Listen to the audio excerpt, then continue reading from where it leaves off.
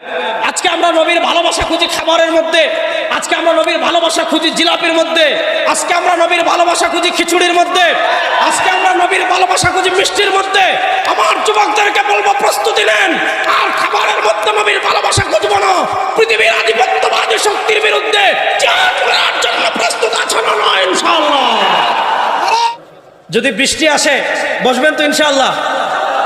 এই উম্মাহ বৃষ্টিকে উপেক্ষা করে, এই উম্মাহ এই শতাব্দীতে রক্তকে উপেক্ষা করবে ইনশাআল্লাহ। আমি সব জায়গায় বলি এই উম্মাহ এই শতাব্দীতে পৃথিবীতে ইসলামের বিজয় কেউ দাবায় রাখতে পারবে না ইনশাআল্লাহ।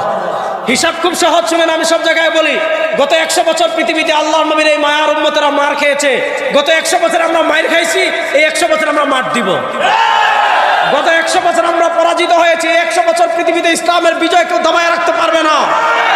এই শতাব্দীতে আফগানিস্তানে ইসলামের পতাকা উড়েছে, এই শতাব্দীতে সিরিয়া ইসলামের পতাকা উড়েছে, এই শতাব্দীতে ইয়ামানে উড়বে, এই শতাব্দীতে আফ্রিকায় উড়বে, এই শতাব্দীতে জাজিরাতুল আরবে উড়বে, এই শতাব্দীতে বাইতুল মাকদিস আবার বিজয় হবে, এই শতাব্দীতে বাংলাদেশে কালেমার পতাকা বিজয় হবে।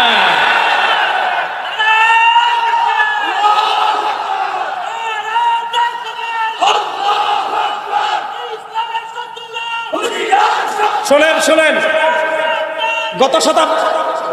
গত শতাব্দীতে আল্লাহ তাআলা আমাকে আমার ফিলিস্তিনি মজলুম ভাইদের সামনে বক্তৃতা করার সুযোগ দিয়েছিলেন কায়রোতে। আমি তাদেরকে সেখানে বলে এসেছি, তোমরা ভাই বোনা, তোমরা একা, তোমরা যখন গাজায় রক্ত জড়াও আমাদের বাংলাদেশের মানুষের কলিজায় রক্তক্ষরণ হয়। তোমরা যখন গাজায় শহীদ হও আমরা বাংলাদেশে ব্যথা অনুভব করি। আজকে তোমাদের ভালোবাসায় আমরা মিশরে এসেছি, সময় আর বেশি দিন নাই, বাংলাদেশের লক্ষ যুবক প্রস্তুত আছে বাইতুল মাকদিসকে আবার বিজয় করার জন্য প্রয়োজনে জিহাদ করবে ইনশাআল্লাহ।